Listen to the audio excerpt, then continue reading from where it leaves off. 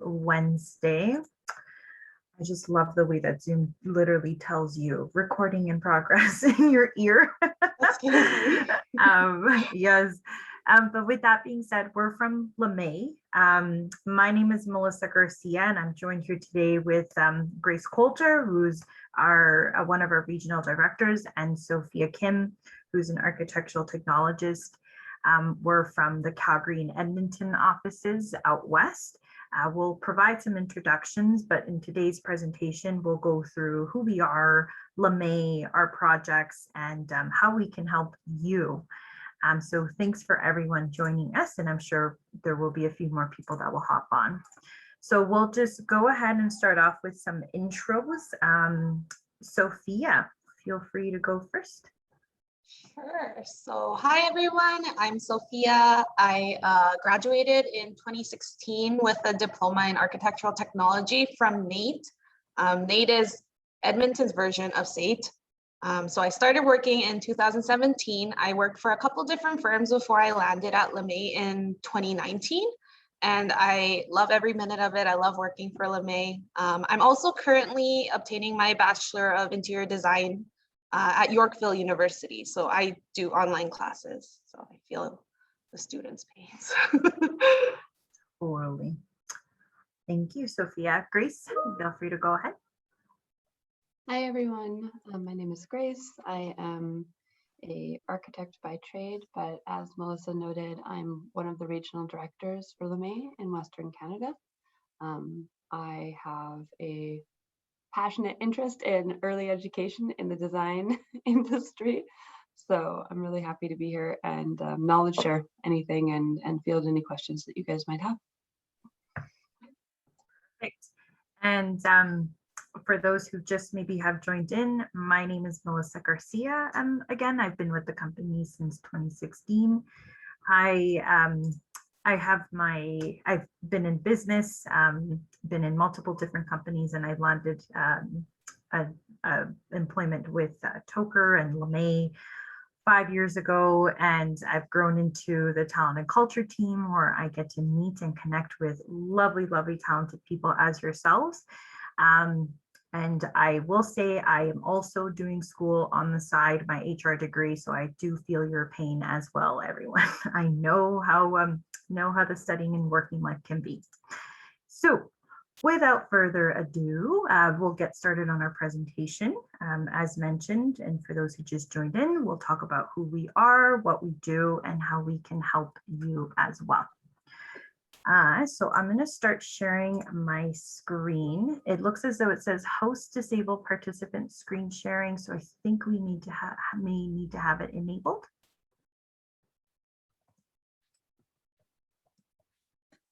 Sorry, what was that?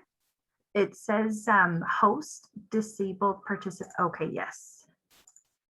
Oh, I think you can share the screen.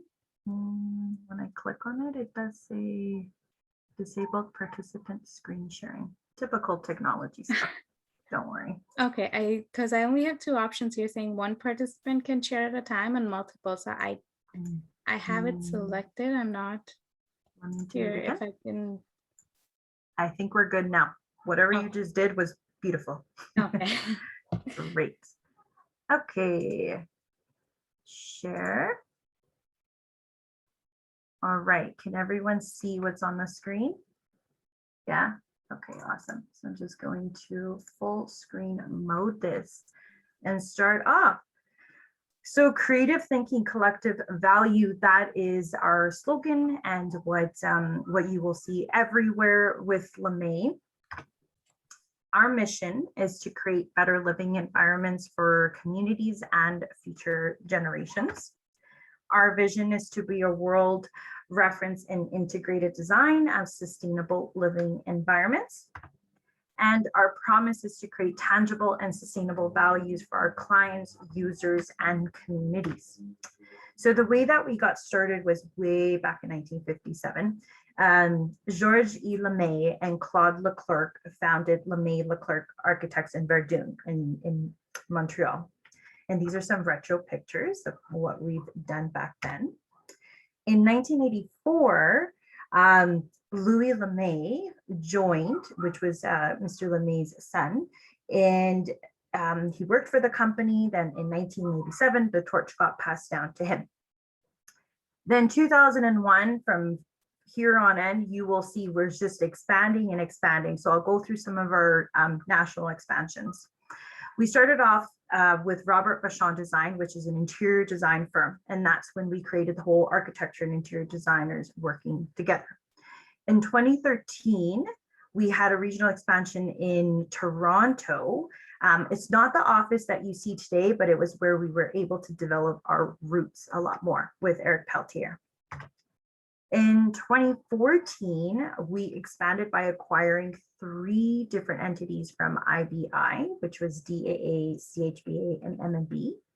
And we grew from 110 to 350 plus. So we became a really, really big team out east.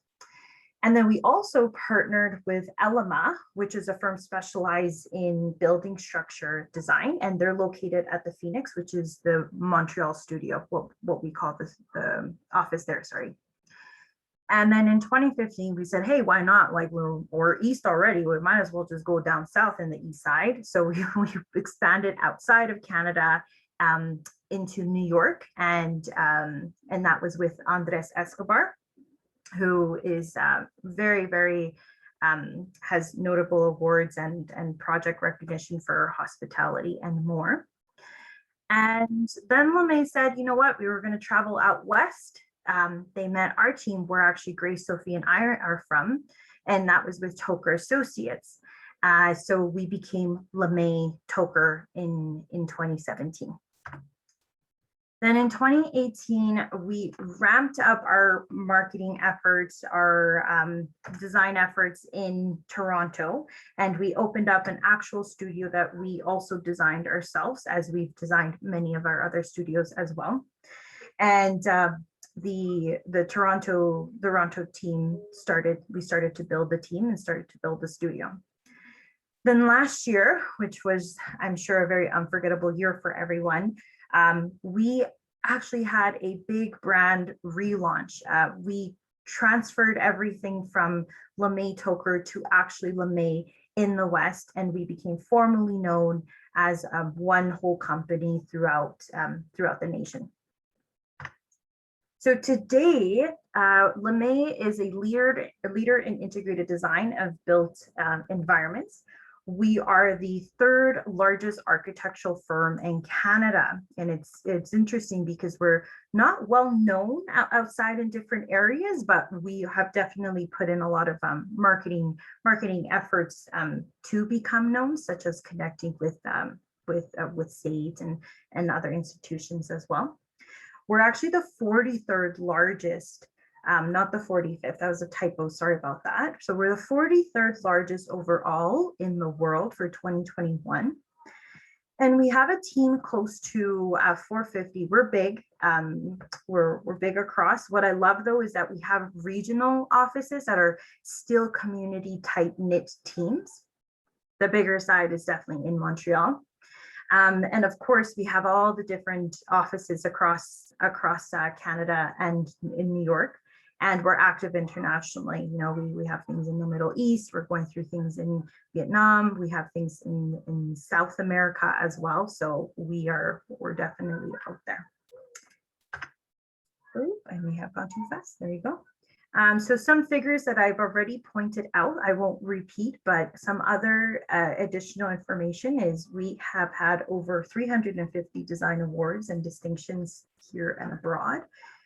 We have 50 LEED certified projects, and we also won 2019 Gold Standard winner of Canada's Best Managed Companies program with Deloitte. So with that all being said, Lemay, our distinctive approach is the creation of sustainable value. And the 3 pillars that hold that value are design excellence, net positive, and transdisciplinary execution. And what really drives that is our people, and our people are driven by our values. And our values are creativity, mutual support in the environment, and excellence as well. So we're always seeking ways to innovate, new programs, new softwares. We're definitely looking to make sure we're a collaborative team, and connecting with one another, and always keeping the environment and how we can in the environment in the top of our mind, and how we can positively impact it. And through all of that, continuing an excellence in our design and in our work as well. So our expertise, we have different expertise that we're part of, everything ranging from architecture to interior design to urban planning and design, landscape, sustainability, structural engineering, and branding and visual communication. We work in our projects with this transdisciplinary model and expertise. The markets that we're part of, we're definitely in many different ones, everything ranging from living environments to public services, leisure and entertainment, to workplace, to site and land development, learning environments, healthcare, and transport. And in addition to all of this, we strive to ensure a positive experience for our team as well, by providing what's unique about us. And we have everything from the innovative technology I was mentioning, to opportunities for growth internally, which comes with mentorship, which comes through development, which comes through a buddy system as well. There's flexibility. We're working from home. Some of us are going back into the office in September, but it's really a pro-choice atmosphere. It's what you'd like and what works. Sometimes maybe it's at home, sometimes it's in the office. We're a culture of feedback and recognition too. Even in our West team, for example, every Monday we do Nailed It, where we call out specific teams or project teams and team members that just nailed it last week with everything that they've done. We have design excellence work. We work with some very notable and reputable architects and designers that we're really proud to have in our team and learn from and grow from. We have a diversity, inclusion, and equity program. We have some foundations, and we're actually evolving it and developing it through partnership with Diversio. And in addition to that, mentorship. We have a growing team of young practitioners and graduates that we want to ensure we're taking them in that right path. So in general, that's what makes us unique at Lemay. But this isn't so much about us. This is definitely about you and how the tips and tricks and advice and guidance that we can provide you. So I'm going to start to transition now and pass the mic over to Sophia, who's going to give you a bit of an overview of your career and where you can go as a technologist. So go ahead, Sophia. Thanks, Melissa. So with your architectural technology diploma, there's no one right way to advance your career. It's not linear, and you can specialize in different streams at any point in mind. So I drew a quick mind map of ways we can use our diploma for more than just architectural technologists in that position. So we can see the most common path that I was talking about, like junior, intermediate, and senior architectural technologists, but you don't always need to work for an architecture firm. You can work for manufacturers or for clients. However, for the purposes of this presentation, I'm more versed in the typical architecture firm stream, so I'll be speaking more of that area.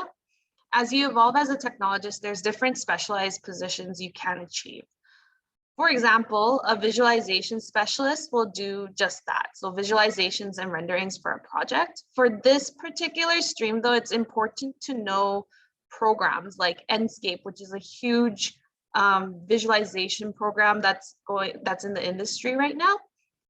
V-Ray and Twinmotion are very common programs that a lot of people like to have in their skill sets. You can also go into BIM, Building Information Modeling, also known as Revit. It's going to be a critical program to use as your development in your architectural technologist role. So if you love AutoCAD, that's, in my opinion, it's not going to last. BIM coordinator and BIM manager is a position where you can help develop BIM practices and model management. Training and courses and certifications you can add to your BIM management and BIM development. CAN BIM certification is something that some people like to get. It's recognized by, I believe it's either worldwide or nationwide. So you can always aim for more education in that sense. BIM also uses other plugins such as Rhino, Grasshopper, Navisworks, and Dynamo.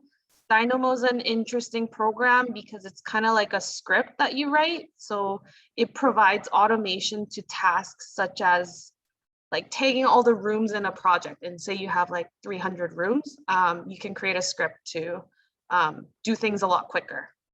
You can also create energy models with BIM. You can extract data. You can do like cost takeoffs, quantity takeoffs. So there's a lot of things you can do with BIM. Revit's very important to know. There's also other streams you can go without using programs. CSC Canada, which is Construction Specifications Canada, offers courses you can take. I took the first level and it was really eye-opening for me to see all the processes in the phases and contract documents of a project. The higher levels though allow more understanding to become a specifications writer. So if you become a registered spec writer, this is also really valuable in the industry as well. Just there's little niche areas, such like, for example, another stream you can take is code analysis. So people spend years and years studying the code and it's still really hard to understand. So if you know code and you're really good at doing code reviews, you'll be very like special in the sense that you'll have a skill that not everyone is able to do. And then you can do even more things with project management. So if you're more interested in leadership and management, you can become a job captain when you're about an intermediate technologist. And a job captain is the person between the other technologists and the project manager. So you'll oversee the coordination between engineers and you'll delegate tasks to your junior technologists. But then as a project manager, you'll be doing more managing. So like project deadlines, client meetings, budgeting, tracking project progress. Some people like to go further into education. I know education is probably the last thing on your guys' mind since you're in education right now. But there's a program like Bachelor of Technology Management that a lot of people take to aid their project management careers. And then not the final, but the last stream that I wanted to introduce to you guys is contract admin. So as the name implies, it's a person that administers the contract for the project and it sees the project to completion. So you'll be doing site visits, working with the contractor to make sure that the design intent is carried forward in the construction. And there's a lot of negotiation and people skills involved in this path. So it's a lot of problem solving. Grace and Melissa, do you have anything to add on to the slide? Nothing from mine, but Grace, go ahead. No, I mean, it's a really good summary, I think, and there's much more that can be like expanded upon. I think like most of the sort of entries into design, there is you know, a tremendous amount of mobility in the profession and where you take it.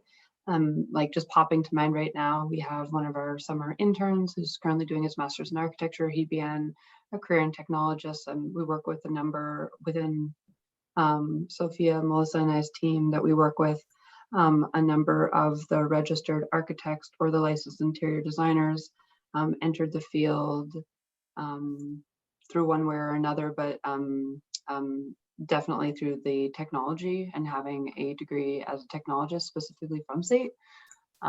So I think that's all really interesting. It's a long career, so there's lots of times to evolve and evolve it again. Yeah. For sure. Okay. If we go to the next slide. we wanted to put a slide together about things we hoped we wanted to know in the future, but we never got it told these things when we were students. So things we think you should know. So the first point, get noticed.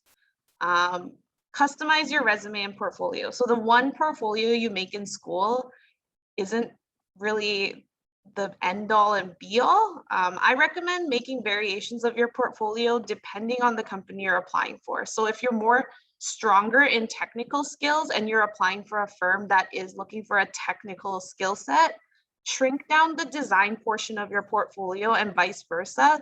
So if you're more stronger in design, show that design side for firms that are looking for that niche, like for that particular skill set. There's no need to do like a 30, 40, 50 page portfolio. It should be like nice and sweet, get your point across, easy to follow. Yeah. Yeah, I echo you, Sophia, on that. The whole point is to be authentic in your delivery, to show, what makes you unique. It's a time to show your personality and your story. And from my point of view, I'm giving you more so the perspective of, in talent and culture. I also do talent acquisition. So I see portfolios, I see resumes, I put candidates through Grace and a lot of our team leaders as well. And I think that the things that stand out for sure is just because you feel, well, I don't have experience, I'm a graduate, I've just come out of school, how do I shine? Or, show how you've contributed in your program, how you've contributed in your school, even in your community with your fellow students, and if you have project experience, right? And just because you may not have transferable skills at the moment, you're starting off your career, just your accomplishments and your achievements alone go so far and then tell a story of who you are, right? I think mostly what helps you get noticed is when you're coming into interviews as well, researching the company and doing the research, coming prepared with questions. You don't know if you're well, you probably should know if you'll have 30 or 40 minutes, depending on the time, but you want to think about, right, what types of questions you should ask. And that this shows us you're interested, when you have questions and when you come prepared. Some questions that I've heard that are really intriguing, of course, is the typical, tell us about the company and the different markets and disciplines. What are the career opportunities? What are the day-to-days of the certain role that you're working, that you are applying for? What mentorship programs do you have? I think that's one key area you want to ensure that a company has, is what's the mentorship and development like, and the internal learning opportunities, the tools and the programs, how advanced is the company, and then of course how the company values students and graduates as well, and network. That segues very nice to my second point, finding a career, not a job. Like Melissa said, it's important to know what you bring to the table. And I understand as juniors, I personally didn't feel like I was of value when I first started in the industry, because what do I know? But you don't have to take the first offer you get from a firm if you know that it's not a right fit for you. So don't go job hunting for the sake of job hunting, or I know it's tough to make these calls in the beginning, but as a new employee in the workforce, you're going to be absorbing a huge amount of information when you're starting. So if you go somewhere where you don't feel supported, or you're kind of hesitant about it, you won't grow to your full potential. But then that being said, don't think you might not land your dream job. But if you know this company is going to be a good stepping stone and you're going to learn a lot on the job, then that's a good sign. Exactly. And two things, try to network, try to get yourself out there. I know, I hope we're at the tail end, if that exists. I mean, Kenny did cancel things, but opened things up this summer. So if there's opportunities for you to network, and even if there isn't, or you don't feel comfortable, utilize social media as well to show your work. And then as well as with the find a career, not a job, it's even more of a reason why you want to research, because you want to make sure that you're finding something that aligns with your passions and your values. Go ahead, Sophia. The next point that I wanted to touch on was managing difficult people and difficult conversations. So no one told me in school about how to handle conflict or anything. And I wasn't quite sure how people will be in the professional industry working. I want to emphasize that you're going to meet a bunch of people. You're going to meet people in your life you don't get along with, but at work, everyone has different leadership styles and work ethics, and changing your approach to them will make it so much easier to work with them. There's a saying, you can't change someone, but you can change your attitude. So switching your mentality, making sure, okay, this person likes when I check in quite frequently with them, or this person likes hands-off approach. So I just need to bug them when I have something to show them. So it's about learning how everyone works differently. And I'm sure you guys get this exposure at school as well during like collaborative or teamwork and partner work. So that's something to remember. Mm-hmm. Couldn't have said it any better. And I think the whole point of this is to learn a communication. And I'm sure through schooling, through your program, you've had to do either some independent or group programs. And I'm sure you're aware how communication plays such a key role. And it's super important to foster, an honest relationship with your project teams, ones where you're able to kind of connect with each other. So just by being transparent and, providing information on some of your boundaries and, where your limits are, it is important. The last thing you want to do is, say something and you really don't know, and then when the time comes, it's not quite there. So just being honest about what level that you're at is completely fine. And then of course, now sometimes some of us are a little bit more quieter than others, so it's what you're most comfortable with, right? But the general part about creating boundaries at work is to communicate. So I had an example, for example, say your project manager gives you a bunch of work and they're like, do this by the end of the day today, and you're not going to finish.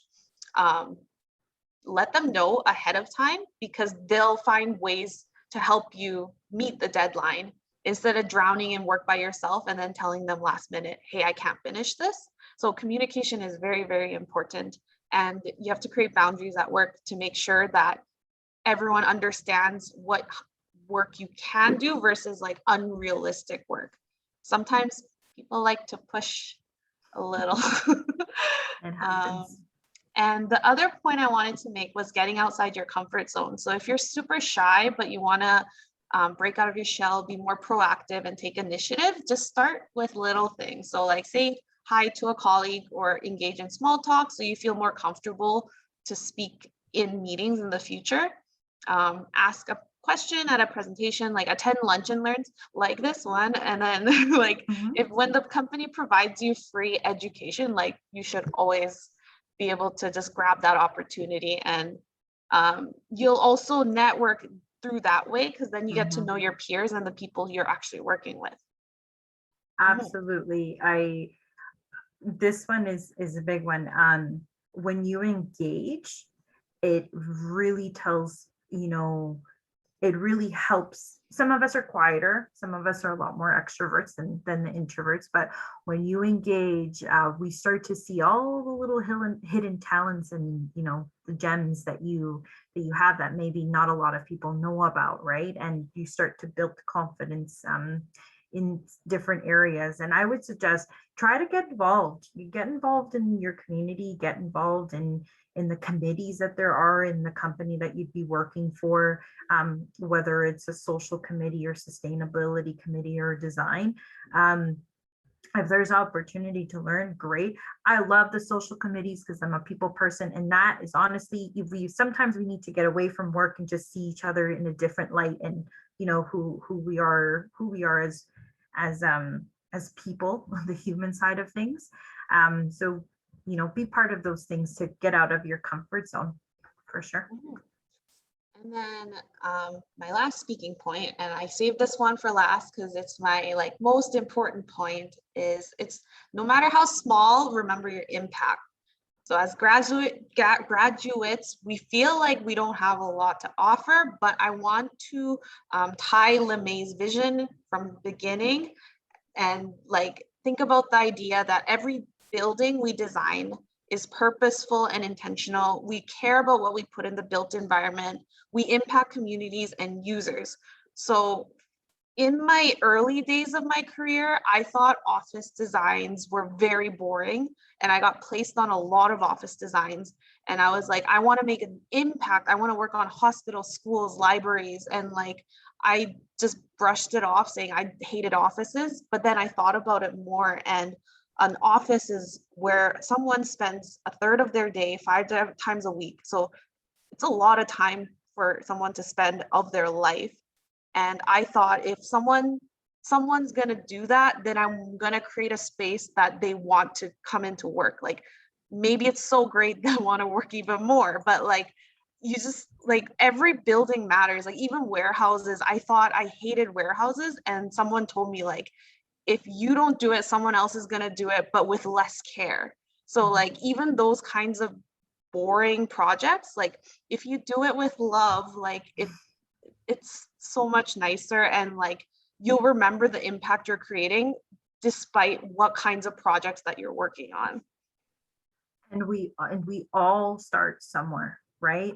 And you know, if you have that willingness and that openness to learn, and you know, to slow down and to be patient, you will see the rewards that will come in later with bigger projects and whatnot. I think the hope, this is probably the best advice, you know, especially coming out, you're eager, you're like, oh gosh, I want to build a skyscraper right now, or a hospital or something. And everyone wants to do that, right? But we all start, you know, at a place where you have to ask, what is the purpose, right? You have to think about what is the purpose, what is the intention? And when you start to think that way, then you start to see things in the long run.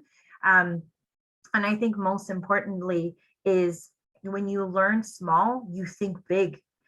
When you learn small and you have a tighter team that you're working with, you learn a lot more as well. And it's so true. Like even right now, you know, we're in the Calgary and Edmonton studios. We're thinking about how does the office look like, you know, in September and in beyond. And we're back to thinking in a way that we're saying, oh, it's offices, right? Some people may not find it to be, like Sophia said, the jewels of what people are looking to do in design, but it's 100% people spend time there, most of the time there, and you want to create a space that's impactful.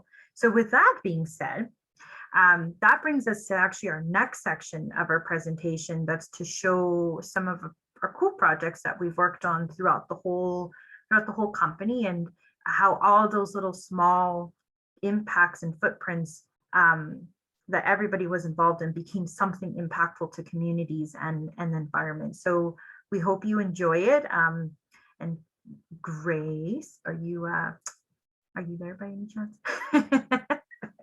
There you are. Okay. We're gonna Grace will explain things very eloquently. I know we're at 12:39, so we will do the best that we can to get through some of these. Yeah, for sure. I can go really, really quickly, as it were. So this first project is in Calgary, the Centennial Planetarium. So this was done somewhat recently. I think we finished it in 2018, I want to say. And it was the former Children's Museum. Previously, it was a planetarium before that, designed for the Centennial. And our team was tasked to take this essentially vacated building and then brainstorm a new use for it.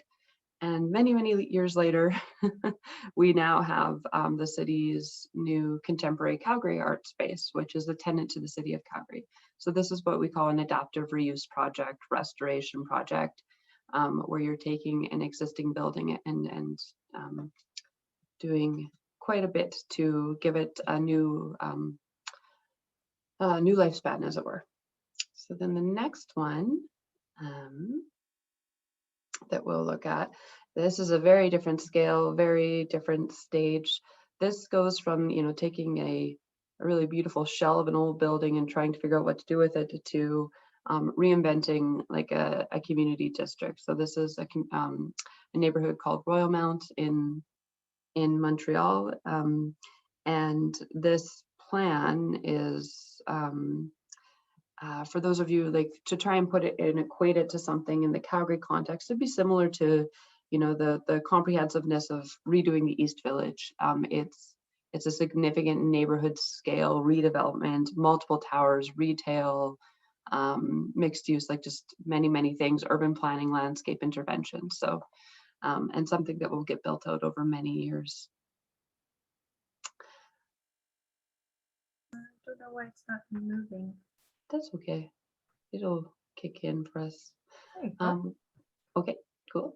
Woodbine districts, this is an interesting one. This sort of, again, is more of an event center type projects, but it has connections to rapid transit. Similar to our light rail transit system, so a train station within it, racetracks, entertainment, indoor, outdoor. So again, a mix between architecture, the built environment, and the exterior built environment, but also then we're moving into subterranean infrastructure, and this is something that we've been working on for a time, and it'll end up being a very interesting project, I'm sure. Click. Did I move? That's so. Your computer doesn't like you. No, it doesn't. The one right before this, okay, this photo is so diminutive of what this project is. This is the new transit line in Montreal. So a multi-billion-dollar infrastructure project, of course, a series of train stations. And this is something that, you know, like the Lemay team, there must be 40 dedicated people who've worked on the REM. We're currently starting another leg of it. Just a super fascinating project, sort of architecture, but really more infrastructure at its whole, and like how do you interface with a city, an established city. The next one is taking us back home again. So building again, and you're probably familiar with, this is Historic City Hall. This is a 5-year project. There was no stone on our City Hall that was not touched through this. So I think the city invested in the actual construction side $34 million or so to do the restoration of Historic City Hall. But the intention is this now gives this building another 100-year lease on life, going through and modernizing it, and doing some updates. Like, I don't know if you recall, it's been about 5+ years that this thing has been under design, under scaffolding, under specialty masons, but putting in new lighting.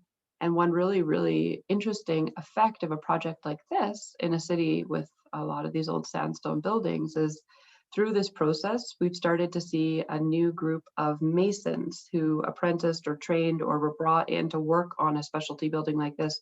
And now our city has that type of skill set. So really cool. Different scale again, completely a new build. This is a mega hospital, a research-based hospital at that in Montreal. So I think, you know, in terms of medical, you might come across this in all scales, whether it's these tiny clinics, which we've definitely been implicated on, or to the scale of a project like this, a hospital. This would absorb you in your career for plus or minus 3 to 5 years, depending. Because projects like this take a really long time to design, to draw. And then furthermore, as you're moving into the building stage, we're still drawing and updating and so forth. So it might even be longer than that. So different scale, I suppose, and how long you want to be embedded within one major type of project. Okay, clicking. It doesn't like me today. There you go. This is Mootart Conservatory, so up in Edmonton.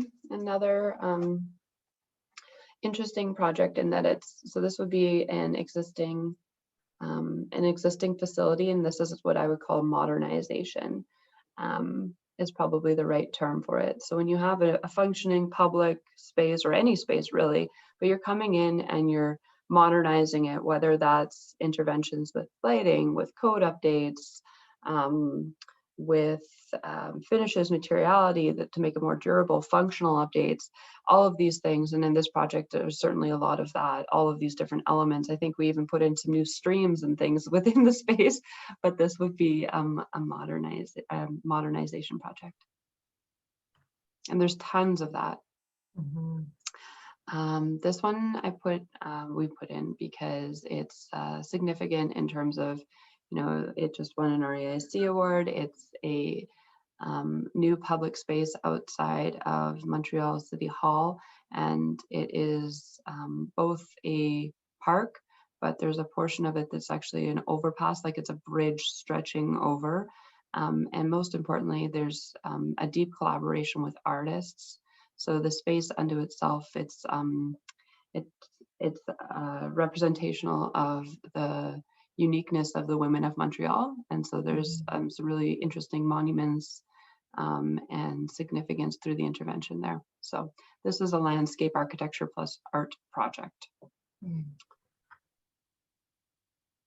So our last one. Last one. All right, airports. Similar to a hospital, if you start working on an airport, you're going to get sucked in for a very long time. And that's okay. I think a lot of people really enjoy working continuously on one scope. So if you're working on smaller scale scopes, you're going to get pulled in many directions, and you're going to have lots of variety in your days and your weeks. Projects like this, you are also going to have variety, but you will be living and breathing this type of an infrastructure project, as it were, for a time. So I just looked at the deck. Sorry, there's a couple more. Oh, really? Okay. I will do. Beautiful project. This is an existing building reclad with a new skin for preserving the existing facade as a sustainable intervention to help with the envelope, and then giving this theater a new lease on life. This was designed by a colleague of ours, Eric. He's just fantastic. But so some of these projects, it's almost like a reskinning project, very ephemeral looking, this one, but that's a really also normative part of the practice that you're seeing more and more is how do we intervene, not just on doing like an interior renovation of a building, but how do we intervene on the building envelope side or in a more comprehensive way.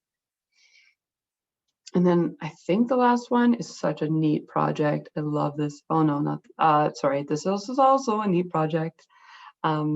This is a large Expo 67 intervention where a park was taken and reimagined as a functioning community gathering space. So sometimes like we're finding aging spaces, they've just lost their lease on life. So we'll come back in and reimagine them for a contemporary audience and for what meets our current society's needs. So seeing that more and more in the projects that we're working on across Canada for sure, and certainly locally in the Alberta context. Any other ones? Okay, that's it. That's all from me. Questions? Or Melissa, are we going to questions? Melissa's audio stopped working and video, so I guess we'll continue on if there's any questions. Yeah. I actually did some research about your company, and I know you guys are like requiring a French-speaking person to work in the company because you guys have a lot of projects in the French-speaking region in Canada. So does it require us to speak French to get into the company? No, I don't speak French very well. Oh, okay. Never mind. No, bilingual is always an asset. Bilingual in a variety of languages is an asset. I mean, we're working we're doing a fair bit right now internationally. So that's always a really interesting thing that we want to hear about. We are, as Melissa described, a pan-Canadian company. So I would say all the content that we're creating in Western Canada, so BC, Alberta, Saskatchewan, Manitoba, which is sort of primarily where Sophia and I work, although we do support on projects elsewhere into Toronto or well, into Ontario, into Quebec City, everything, the content's in English. Okay, thank you. Yeah. If drawings have to get translated, we do have like assistance with translating. So even if you work on a project in Montreal, sometimes communicating with each other is a little difficult. I have really broken French from high school, so I'll sometimes get them to speak. They speak French to me, and then I have to quickly Google Translate and then speak English back, and then they know what we're saying. Sometimes we don't know what they're saying to us. Okay. Yeah. Yeah, I know you guys are working on a lot of different types of projects, and do we get to choose type of project we want to work on once we get into the company? Or is it like we're just being assigned? That's it's very black, like that's tricky to answer. So it depends. So it depends on how busy we are. Oh, okay. It depends on your skill sets and your strengths.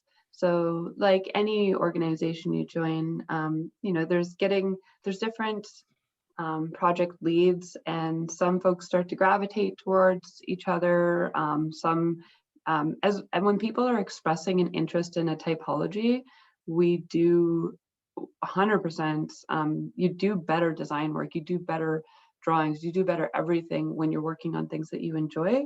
So we always try and take that into account. You know, there was times in the pandemic where lots of projects were put on hold, and in that case, it's like, we're gonna just like make sure that everyone has things to work on and is busy, and then and that's the priority. Most of the time though, we're very busy. So it depends on your skill set and your interests, but it's and different people enjoy different things. Some people really like heritage architecture, some people really like interior design, some people really like working with us crazy design architects that are like making it very challenging. In order to work on the stuff that you want to work on, I would get familiar with what the skill sets are.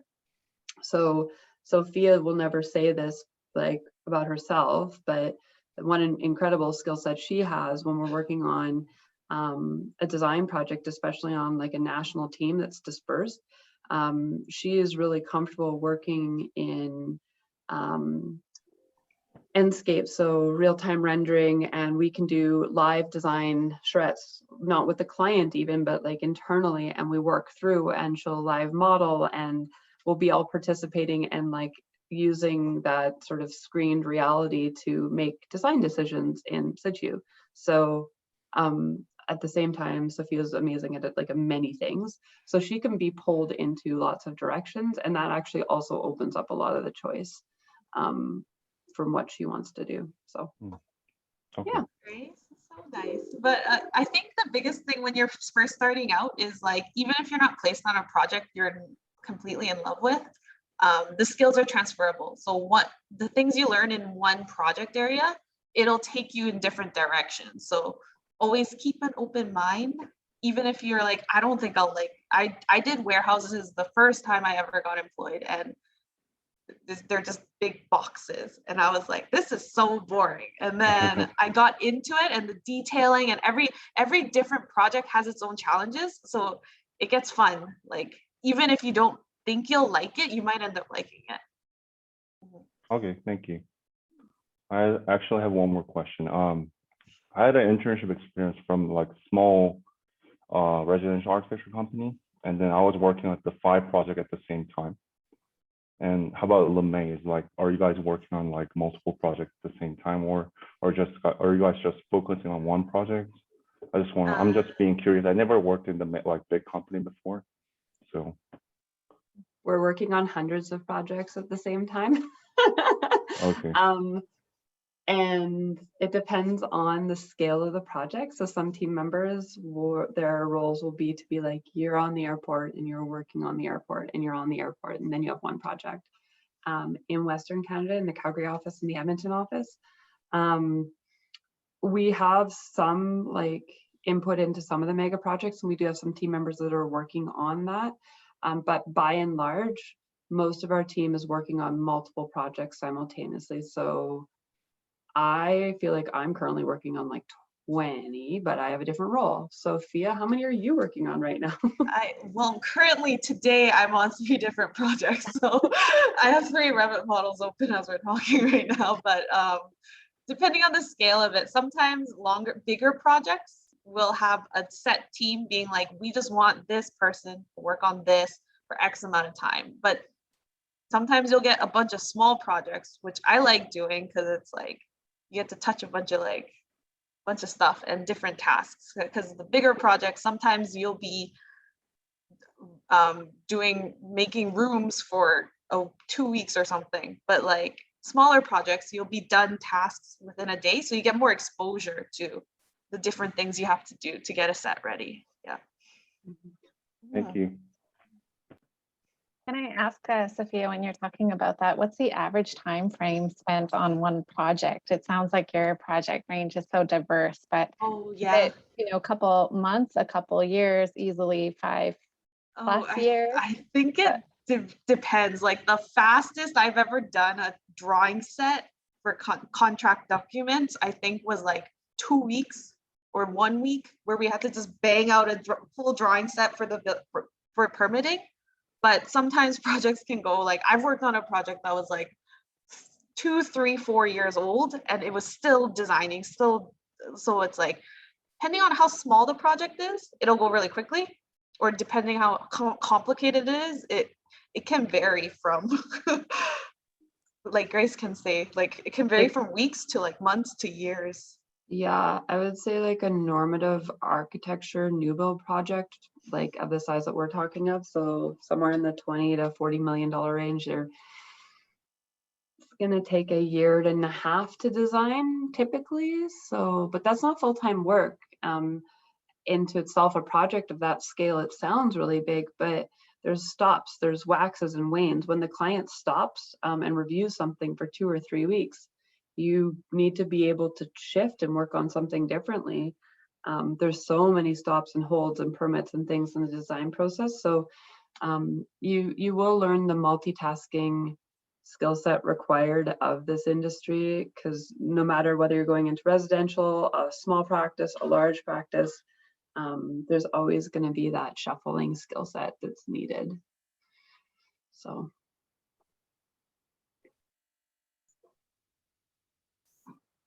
Are there any more questions for us? We do have a few minutes left.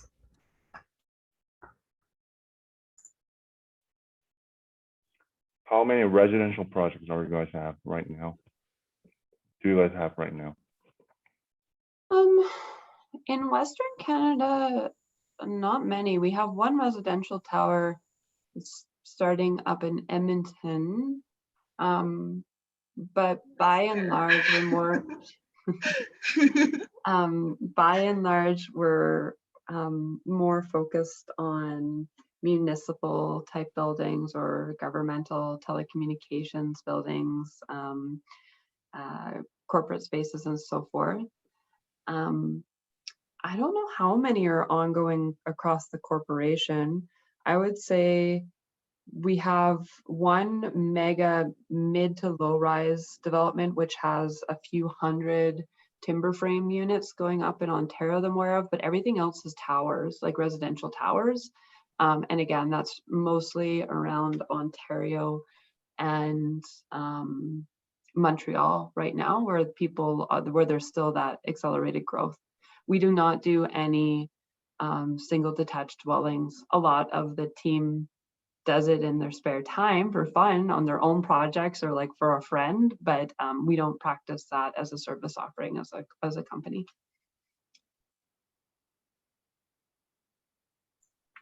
Perfect. Well, it's for us, well, for everyone here, it's 1 o'clock. We have hit that hour mark on our end, and we just wanted to thank everybody for your attention and for your questions. And feel free to drop us a line or link. You can connect with us via LinkedIn. We'd be more than happy to answer any questions that you may have as well. But we hope you enjoyed the presentation, and we look forward to continue doing these in the near future. Yeah, it was a lot of information, a lot of knowledge and to like gain. I personally liked it. I really loved the presentation. And I'm sure everyone here loved it. And they will reach you out if they have any questions, or to me or Teresa, and we can get to you guys as well. Of course, of course. Well, thank you both very much for inviting us, and we will all be in communication. Well, good luck. We will see you all soon, and hopefully, you know, connect to one of our career opportunities that we have. Take care. Thank you so much for joining us, Sophia, Grace, and Melissa. It was just great to hear about your company and beautiful visuals. Great project. So thanks for sharing. Thank you. Appreciate your time. Bye. Have a great rest of your day. You too. Bye.